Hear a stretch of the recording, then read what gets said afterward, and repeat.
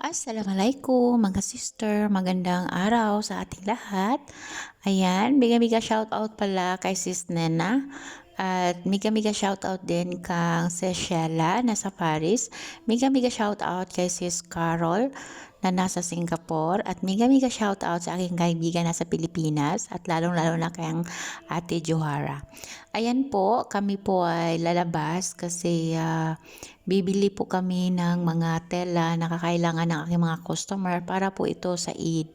So, kailangan ko pong tahin ito ng maaga kasi hindi po madali ngayon ang pabalik-balik sa city mga sister. So, kailangan ko po talagang magkumpra lahat tapos magtahi na kasi hindi madali lumabas na mainit ang araw tapos naka-fasting po tayo at mayroon po talagang oras sa pagdarasal. So, kailangan talaga na isahang biyahe na lang. Ayan. So, hindi ko na po ito paligoy-ligoy pa mga sister. Ay, ako naman po ay dati pa ay nag-share po ako sa inyo about po sa aking sitwasyon dito sa Pakistan. So, sa aking mga solid ng viewers ay alam po talaga nila na kung ano po yung mga pinagdaanan ko. So, lahat po ng mga video na dati ay pina-private ko na at yung iba ay dinidelete ko na kasi gusto ko po na bago po yung chapter ng ating channel. So mga sister, ang kalagayan po namin ngayon bilang mga kaduwaya na nakatira sa isang bahay. Ngayon po talaga ay okay na po yung sitwasyon namin simula po nung bumalik ako ng Pilipinas. Kasi nung bumalik ako ng Pilipinas is 2 years na ako dito sa Pakistan. So, that period po ay nag-adjust pa ako sa sitwasyon namin bilang magkaduwaya na ganito. Kaya mahirap talaga kapag bago pa lang nag-a-adjust ka pa. Pero nung nag-ano kami, para bang nagdistansya kami ng asawa ko, tapos nandito yung anak ko, tapos mayroon din ako ng nasikasong problema sa Pilipinas, sa isang anak ko din. So nagstay ako ng 10 months doon at doon ko po na-realize ang lahat ng mga bagay. At ganun din po si Mister at ang pamilya din niya. Kasi alhamdulillah, si Yusuf po alagang-alaga po nila nung nandito po sa Pakistan yung anak namin ni Mister. So, nung bumalik ako dito mga sisi, ay nakita ko talaga na ano sila, ni-welcome ako, nagtanong sila kumusta, ganito. So, na-touch din ako, oo. So, si Mister din na-realize niya lahat. Ang nangyari po mga sisi ay hindi na po ako masyadong nahihirapan kasi dati po ay dahil siguro sa tayong isang Pilipina ay minsan kung ano-ano lang napasok sa ating mga isipan. Kasi hindi naman po talaga madali na pumasok sa isang sitwasyon. Pero hindi naman kasi po lahat tayo ay pareho ng kapalaran, pareho ng sitwasyon sa buhay. Kaya ako talaga ay galing po talaga ako sa parabang nasaktan, parabang may trust issue sa mga relasyon, ganun ba? Kaya ganun po talaga ang nangyari na nung nakita ko accidentally si Mister sa internet ay madali akong nahulog kasi first time ko din iyon nagchat-chat kaya nag-ano lang siya, ano kasi siya, hindi siya bastos, magalang siya sa internet kasi dati kasi mga sisi sa walang ano ba, walang pariha ngayon na may mga touchscreen, madali lang doon kasi sa private pa yung mga ano mga relasyon para bang hindi pwede na magbastos ka kasi nga ang internet dati ay mayroong nagbabantay tapos public pa. Oo, para bang wala tayong privacy dati kasi ngayon mga sisi ang dali lang ng access natin sa mobile kasi may touchscreen, may camera, ganun ganyan. Pero dati kasi mga sisi is kailangan nating pumunta, kagaya ko pumunta pa ako sa kalsada kasi nandun ang internet cafe, ganun. So, hindi talaga natin maiwasan na mahulog ang ating loob. Totoo pala talaga kapag LDR mga sisi ay mahulog yun talaga ang loob mo sa isang tao. Lalo na kung makikita mo talaga at maramdaman mo na sincere ito sa'yo na hindi mo expect. Oo. Pero ang pag-uusapan natin is about pagduduwaya. Ang masasabi ko talaga ng aming pagduduwaya ng aking kaduwaya is halal po siya. Bakit?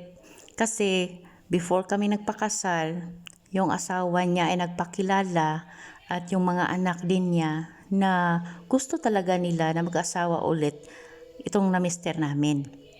Oo. Kasi nga ay may sakit na siya, hindi na siya yun bang, hindi na niya mapanindigan yung responsibilidad niya. So, bilang isang Muslima, ay hindi siya selfish na dahil nagkasakit siya, yung asawa niya is ano na lang, ganito na lang, iba yung pananaw nila mga sisi. So, dahil allowed sa kanila na mag-asawa na more than one, so, binigyan siya ng permiso na maghanap ng pangalawang asawa, which is ako po yun. So, nung nakilala ko yung asawa niya, mas matanda kasi sila sa akin mga sisi. Mas matanda sila sa akin ng 30 years. Okay? Kasi that time po, nakasal kami ng asawa ko is 26 years old po ako, tapos si Mr. is 56 years old. So, yung pananaw nila is matured na talaga kasi mas matanda sila sa akin. Hindi ko talaga maiwasan kung ano talaga yung faith ko, sisi. Kasi dati naman is yung ama ng unang anak ko is bata pa, tapos kasama ko sa trabaho, pero hindi talaga natin mapipilit yung faith. So kahit anong gawin talaga, kung hindi para sa iyo, hindi talaga para sa iyo. So ito pong nangyari sa akin ay napakaano talaga kung iisipin ko. Ito talaga ang binigay sa akin. Oo, kasi galing talaga sa puso ko ang pagdedesisyon sa ganitong sitwasyon.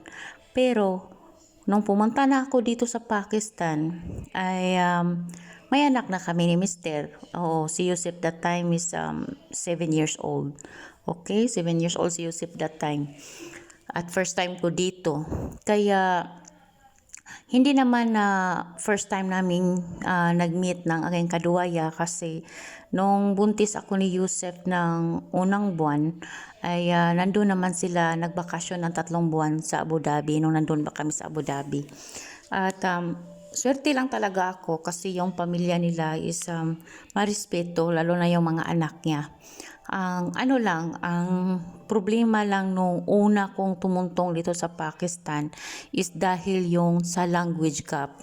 Hindi mo maintindihan, bago ka pa lang. Tapos, para bang first time sa buhay mo na ganito. Pero, sa katagalan ay maintindihan mo na. Maintindihan mo na ang mga bagay-bagay, lalo na kung ang mga kasama mo ay may mga sakit, tapos mga matanda na. So doon ko na-realize na ang buhay pala is madali lang talaga. Unexpected natin ang buhay. Kung kailan tayo kunin, ganito. Ang dali kong nakarealize ng ganong bagay. So, ang nangyari ay nung na-realize ko na ang lahat ng ganyan, may mali din po ako. Kasi ang mali ko po ay hindi po ako nag-open kung ano po yung mga naramdaman ko, at tinatago ko lang, dinidibdib ko lang, tapos sinabayan ko din na hindi ako humingi ng tulong sa kanya kasi may dinadamdam ako, ganun ba? Para bang hindi ako nagsalita kung ano yung gusto ko, anong problema ko. Kasi sa isip ko dati ayaw kong magpabigat ng tao. Oo, kasi nasano kasi yan, may nabasa ako dati about sa kanila na kapag ang babae ay may kita ay hindi dapat sinasabi sa asawa mo, ganon, kasi sa'yo yan. Kung anong problema mo, tapos may kita ka naman, sa'yo iyan. Ganon. Pero yung responsibilidad ng asawa mo sa'yo ay ano talaga yan? Sa kanya yan, kailangan niyang ibigay sa'yo yung mga responsibilidad. Kaya ganon talaga ang napatak sa isip ko mga sisi. So, ngayon po ay okay na po kami ng kaduwaya ko.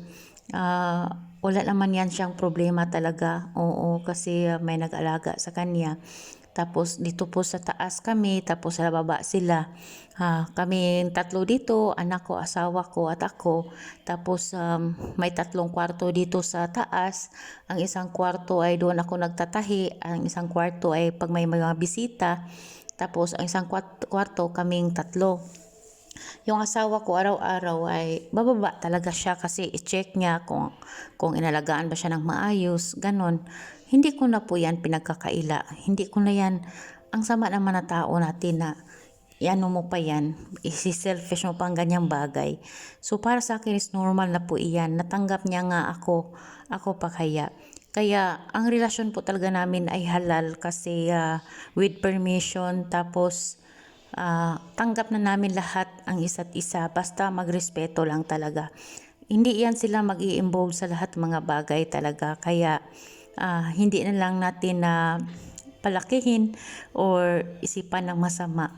Oo, dati talaga, parang dinidibdib ko kasi para bang feeling mo ay lonely ka, wala silang pakialam, ganun ba? Yun ang nararamdaman ko dati. Pero mali pala kasi sila din, iniisip din nila na ayaw nilang mag-interfere sa iyo din. Nung nag-usap-usap na kaming lahat, ay naintindihan na namin na iba yung kinaugalian ko sa Pilipina at iba din sa kanila.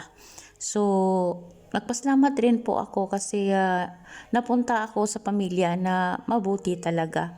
Tapos ngayon po, yung asawa ko na po at ang nagbibigay ng pangangailangan ng anak kong nag-aaral sa Pilipinas. Oo, wala na po talagang problema. Di katulad dati. Hindi kasi ako nanghingi ng tulong sa kanya. Palagi ko sinasabi dati na kaya ko, ganun ba? Kasi ayaw kong ibigay sa kanya yung responsibilidad ng una kong anak na nasa Pilipinas. Pero mali pala ako. Sabi niya sa akin, bakit hindi ko sinabi sa kanya, nahirapan na pala ako. Ano ba, mayroong kunting pride dati ba? Oo, yun ang isang mali ko. Doon ko lang na-realize nung umuwi ako ng Pilipinas na tinulungan talaga ako ng asawa ko.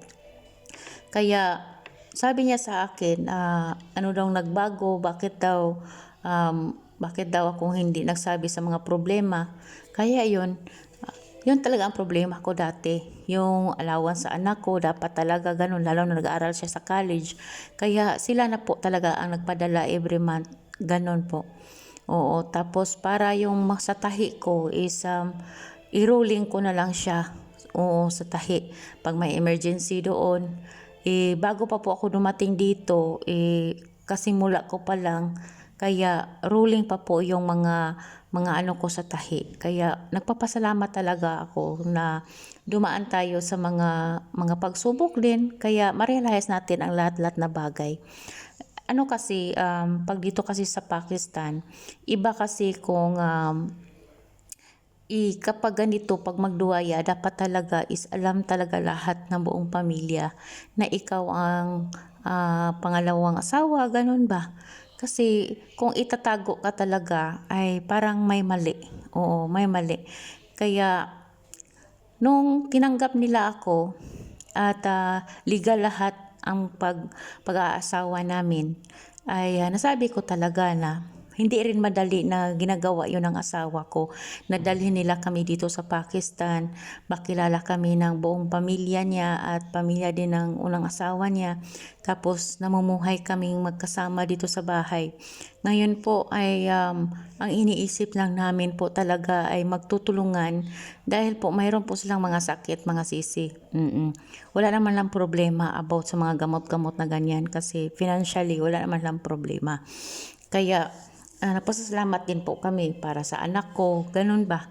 So kami po ay araw-araw ay nagtutulungan na ma-overcome lahat talaga na mag-pray na hindi pa magkakasakit masyado, ganun lang. At magiging success yung mga bata na nag-aaral, ganun lang din. Kaya okay rin po ako na matured yung naging asawa ko. Oo, kasi marami na siyang alam sa buhay at hindi ko rin po alam na marami pala siyang mga bagay na ganun talaga kapag iba yung lahi yung asawa mo. Lalo na ako, hindi ako nagtatanong about sa kanyang mga, kung anong meron siya. Hindi ako nagtatanong ng ganyan. Oo, kung ano lang yung sinasabi niya, yun lang ginagawa ko. Kapag sinabi niya, okay, magbili ka ng ganyan, o ikaw nang bahala niyan, ganyan talaga siya. Oo, kahit nung nagbahay ako sa Cebu, nung nagpatayo siya ng bahay, sabi niya talaga, o yan ang budget, ikaw nang bahala niyan. Kasi yung ganyan, para sa iyo iyan. Hindi na nga itinatanong ang ganyang bagay. Kasi ganyan po talaga ang mga Muslim, mga sisi. Kasi responsibilidad nila iyan, hindi na nila itatanong iyan. Sa'yo na iyan, nasa iyo kung paano mo yan gagawin. Ganyan sila. Kaya nasa atin iyan. Kaya ano lang, ang naranasan ko lang ay mga kutya ng mga tao na nakabit daw ako, ganyan, ganyan. Sa mga tao bang hindi nakaintindi ba? Iba naman po talaga ang paniniwala sa Islam at sa ibang mga karelihiyon din. Iba din ang anong kultura, ganon. Kaya inintindi ko na lang kasi hindi nila naintindihan yan eh. Kaya hindi ko na yan sila pinakinggan. Para sa akin ngayon is focus na lang ako sa mga anak ko. Oo, dalawa kasi anak ko, kaya focus na lang ako at alagaan yung asawa ko dito sa bahay. Hindi naman siya yung alagaan mga sisi kasi nga siya pong nagda-drive, tumutulong siya ang bumibili ng mga pangailangan sa bahay. Kahit may edad na siya pero parang kapag sa personal, parang kami lang edad. Oo, 40 po ako tapos siya po 70 na. Parang ano ba, alhamdulillah, sawa naman ni Allah is okay pa naman ang asawa ko. Kaya pray lang ako na maging malakas siya palagi. Oo, kasi ang buhay talaga hindi natin alam mga sisi, kahit bata ka pa, kahit ako sa sarili ko, hindi ko alam kung kailan ako mawawala. Kaya pag matured ka na at ganito ang sitwasyon mo, ay maintindihan mo na talaga ang mga bagay-bagay. Yun talaga mga sisi. Kaya masasabi ko talaga na sa mga taong hindi nila alam kung ano talaga yung tradition about sa pagduwaya, hindi natin sila masisisi kasi hindi nila alam yan eh. Oo, hindi nila alam. Kasi mas mabuti pang mag-asawa na halal, alam ng pamilya at hindi niya iniiwan yung responsibilidad niya sa kanyang mga anak at sa kanyang asawa at patas lang yung pagbigay niya. Kaysa naman na magkabit yung asawa niya, tapos magkabit yung asawa ninyo, tapos iwan yung pamilya, tapos naghihirap yung mga bata, iyan ang pinaka pangit talaga. Oo, kasi hindi naman natin masasabi na lahat tayo talaga ay, ang buhay natin ay perpekto. Iba-iba po ang perpekto natin mga sisi. Ang pinakamahirap talaga na may mga anak ka, tapos nagiging biyuda ka na. Yan talaga ang mahirap. Nagiging mag-isa ka. Hindi madali na magpalaki ng mga anak at gumastos kapag nag-aaral na sa kolehiyo. Lahat ng mga bills sa bahay, mahirap kapag wala kang katuwang talaga. Kapag ang pride mo ay ipasok mo sa utak mo, talo ka talaga. Okay lang kung ikaw lang, pero kapag may mga anak ka, maepektuhan talaga. Kaya nasa atin ang desisyon ng ating buhay. Ito po ang buhay na pinapasok ko. Kaya marami akong natutunan. Lalo na ngayon na 40 na ako. Kapag edad ka pa kasi ng 20 plus is hindi mo pa alam kung ano talaga ang realidad sa buhay. Marami ka pang mga pagsubok na pinagdaanan. Ganun ba? Hindi talaga ma-perfect lahat. Mayroon talagang mga pagsubok. Taon-taon, mayroon talaga. Kaya wala lang tayong magagawa kung ano talaga yung guhit ng ating tadhana. Ang sa atin lang ay mag-be strong at magpasalamat na mayroon tayong katuwang sa buhay na para din sa ating mga anak. Ganun lang po talaga mga sisi. Kaya ang pagiging pagduwaya talaga, kapag ang iba kasi magduwaya ay nagtago-tago, ganun ba? Mahirap ang ganyang sitwasyon, ganyan. Oo, kasi magduwaya ka kasi kasama na yung emotional mo eh. Emotional talaga, grabe. Emotional tapos financial, ganun ba? So, hindi talaga siya madali. Oo, kahit nagduwaya ako ngayon, hindi ko talaga masasabi na okay lang. Oo, okay lang. Sa aking sitwasyon is okay lang kasi about sa financial, walang problema si mister. Tapos, ang ano yun, yung relasyon nila ng kanyang unang asawa is physically is wala na din. At least ay nakaano pa yung asawa ko, kinukumusta, sinasamahan, sinusuportaran. Ganon, lahat ng pangailangan niya binibigay. At least wala siyang ibang hinihiling na may mga tao dito sa bahay kasi ang hirap magkasakit ka tapos wala kang mga tao na makikita sa bahay. Ang hirap ng ganyan. So, kami talaga parang inano lang yung buhay namin na magkasama kaming lahat, nagtutulungan kung ano yung mga emergency, sama-sama, ganun talaga. Kasi kapag nagpaapekto ka sa mga sabi-sabi ng mga tao, talo ka talaga eh. Pero kapag sa sitwasyon talaga na babae ka, may dumating sa iyo na ganito, dapat talaga ay mag-ano ka. Yun bang sundin mo yung sa puso mo. Kung sabi ng puso mo ay hindi mo kaya, sundin mo talaga na hindi mo kaya. Ganun lang mga sisi. Masasabi ko talaga sa mga kababaihan ngayon, piliin nyo yung partner ninyo sa buhay kasi wala na talaga yung balikan. Tapos, kapag dumating sa punto na may ganitong sitwasyon, may kaduwaya kayo, lalaki mag-propose sa inyo na ganito, ganyan, pag-isipan ninyong mabuti. Kasi, ang pagduduwaya ay hindi po yan fairy tale, isa po yung responsibilidad. Ganon. Pareho, pero mas angat siya kapag sabi na duwaya kasi kayo puro halal. Yun bang alam ninyo tapos financially equal kayo lahat. Ang problema kung malaman ninyo yung asawa ninyo ay may ibang babae, may mga anak, tapos mag-away kayo na mag-away, tapos iiwan kayo at yung pamilya nyo, tapos marami kayong anak, yan talaga napakabigat niyan. Kaya hindi natin maiiwasan na ang lalaki ay pumapasok sa ganitong sitwasyon. Ganon talaga mga sisi. Kasi ang mga lalaki hindi pareho. Ang mga babae din hindi pareho.